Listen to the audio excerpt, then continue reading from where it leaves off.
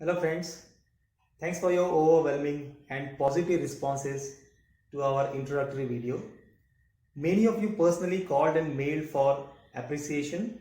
This really motivated us to keep going. Here Efficomp is with its second session focusing on air compressor details and terminologies used. As this is a vast topic, we have segregated this in two parts. This is part 1, which will then be followed by part 2. So let's start with the learning session on air compressors. Compressors are mainly bifurcated in two major types, positive displacement and dynamic type. Reciprocating, screw, vane, lobe and liquid ring type all fall in positive displacement group, whereas axial and centrifugal type falls under dynamic type. As said earlier, their groups are defined according to their working philosophy by virtue of volume reduction, that is for positive action, and by virtue of velocity conversion. All the compressor type has their respective operating bands and must be chosen as per demand patterns rather than selecting randomly just by focusing on the power consumption. Dynamic compressors are mostly all free type, whereas positive displacement can have lubricated as well as oil free type models. User requirement generally drive the selection of the compressor for any plant. When we talk about working philosophy, positive displacement group compressors work on the criteria of volume reduction and subsequent increase in pressure. They follow the law of P inversely proportional to V. The volume reduction is done by direct compression in piston in case of reciprocating compressor, wherein for a screw it is between screw elements.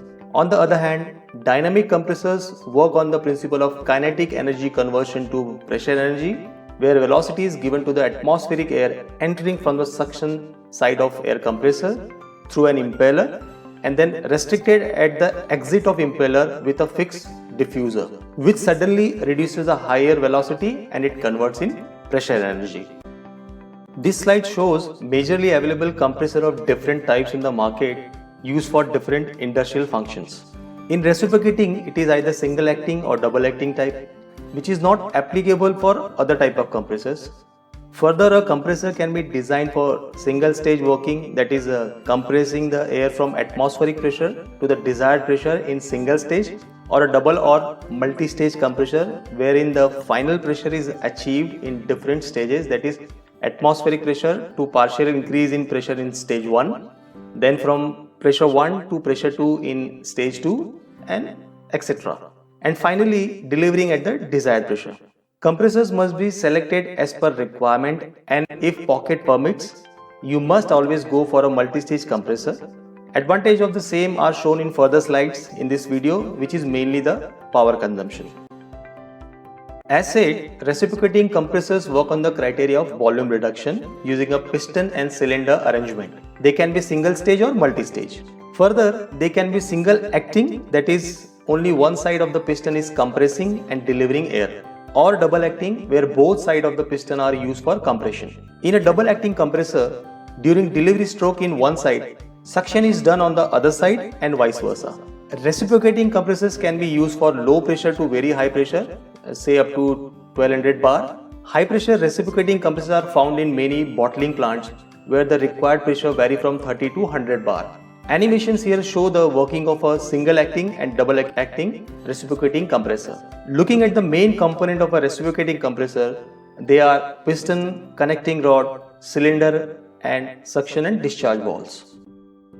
When we talk about a two-stage or multi-stage reciprocating compressor, the typical system looks like as seen here. Intercooler shown can be water-cooled or air-cooled type. Volumetric clearance is also one of the key aspects to be maintained in reciprocating compressors. It is the space between the top of the piston and the cylinder head of an air compressor and should be as less as practically possible to improve the volumetric efficiency of the compressor. The clearance volume should not be too less or too more. Moreover, it affects the efficiency of the machinery and thus should be checked at regular intervals of time. Rotary compressors are one of the growing models in market due to ease of operation, maintenance and overall volumetric efficiency being good over a long period of time. Shown here are few rotary compressors being used in different operation. Roots blower or lobe type blower are used for high volume low pressure requirements, whereas screw compressors are used for medium pressure requirements, generally around 5 to 10 bar. Screw compressors are now used more compared to any other positive displacement type compressor, mainly for instrumentation purpose. A typical screw compressor flow circuit is shown here for better understanding of the system. In a screw compressor, the screw element is the only moving part which is either direct driven or belt driven through a prime mover, that is electrical motor. A screw compressor can be air cooled or water cooled. Further, screw compressors can be lubricated type or non-lubricated type. If oil is used in the screw element for lubrication, then it is termed as lubricated type. There is no separate oil pump in a lubricated type compressor, and oil circulates in the system with the compressed air only and gets separated in the oil separator, where air is allowed to pass and oil gets collected in the bottom of the tank. In a lubricated screw compressor, oil works as a seal between the two opposite revolving screw elements and helps to build the pressure. As such, in a non-lubricated type screw compressor, there is a Teflon coating on the screw elements which creates the sealing effect. A lubricated type compressor's specific power is always better than a non-lubricated or dry screw compressor, but oil carryover is a common problem in lubricated type compressor, which sometimes may travel to user side if not filtered or separated properly. Centrifugal compressor is one of the most famous dynamic type compressors used in industries. As such, they are generally designed for high flow and moderate pressure uses. They generally are selected for capacity of more than 2500 CFM. Axial flow compressors generally have limited use in day-to-day type industries compared to centrifugal compressors. They are continuous duty type and generally termed as base load machines that run constantly on load. The only moving part in a dynamic compressor is the rotating impeller, hence maintenance is quite easy. They work on the criteria of kinetic energy conversion to pressure energy. Similar to reciprocating and screw compressors, centrifugal compressors can also be single stage or multi-stage compression type. Major components of a multi-stage centrifugal compressor are shown here. All stage impellers are generally driven through a common bull gear, which is the main driving force driven by electrical motor or turbine. The impeller rotates at very high RPM through a rack and pinion type arrangement. Main components of centrifugal compressors are the IGV, that is the inlet guide vane, casing, impeller, interstage coolers, and the blow-off valve. They have separate oil lubrication system, mainly used for bull gears, and separate oil cooling system, and do not have any direct contact with the air compression side. Hence, centrifugal compressors deliver oil-free compressed air and generally termed as class 0 compressed air quality delivering. This slide shows the general compressed air flow circuit in a 3-stage centrifugal compressor.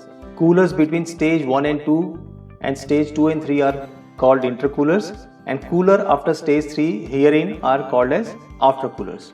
If an aftercooler is not used in a centrifugal compressor, the discharge air temperature could be as high as 120 degrees centigrade. Few users require hot air for their process, hence use the compressed air without aftercooler. HOC type dryer system also don't have any aftercooler immediately after compressor discharge. We will learn more about them when we discuss about air dryer types. Use and impact of aftercooler is shown in further slides. A centrifugal compressor is better in specific power consumption compared to rotary, that is reciprocating and screw compressors, when compared for same operating pressure and conditions. Initial investments are more in centrifugal compressors compared to screw or reciprocating, but their overall volumetric efficiency remains better compared to life cycle operation of around 10 years. As shown in earlier slides, compressor types are generally divided in single stage or multi-stage type. Compared to a single stage compressor, multi-stage compressor consumes less power for the same amount of work to be done. In multi-staging, the atmospheric air taken in compressor is first compressed to an intermittent pressure and subsequently compressed to desired pressure in second or multiple stages thereafter, with intercooling provided in between each stage after compression. Multi-staging with intercooling helps to make the compression more towards isothermal type, which generally is isentropic in nature. An isothermal compression is the best for any air compressor, which is an ideal condition, but the same cannot be achieved in normal working. But use of intercooler between stages tends to make the process more near to isothermal type and thus reduces the overall work required. Multi-stage compressors have better specific power compared to single-stage compressors. As stated in previous slide, multi-staging helps to reduce the work done with an intercooler. Intercooler is an important component of an air compressor. I have seen people ignoring improper functioning of the intercooler. Please note that intercooling has a direct impact on an air compressor's power consumption, and improper intercooling can lead to increase in power as high as 5% of the average power consumption. Intercooler maintenance should also be part of a compressor maintenance schedule.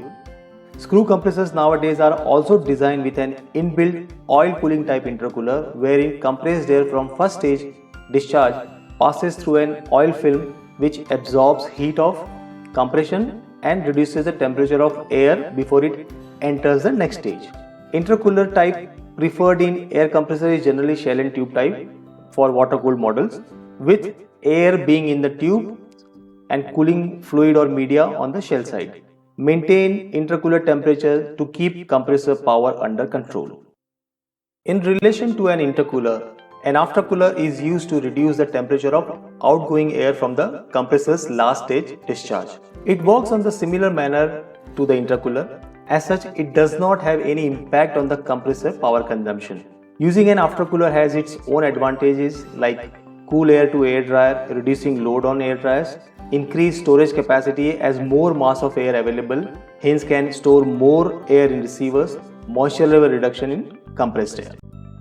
Some terminologies used for air compressors are shown here. Specific power, standard CFM are few important terms which must be considered for compressor selection and operating efficiency checking. Specific power consumption sometimes are correlated with shaft power rather than the complete package power of the compressor.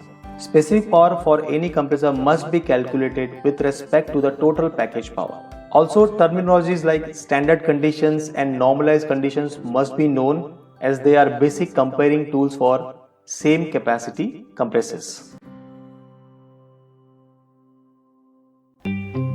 Hope you liked our session. For more such informative and educative training sessions, do subscribe and watch our future videos. For any queries, you can contact or email us on efficomair@gmail.com. Thank you.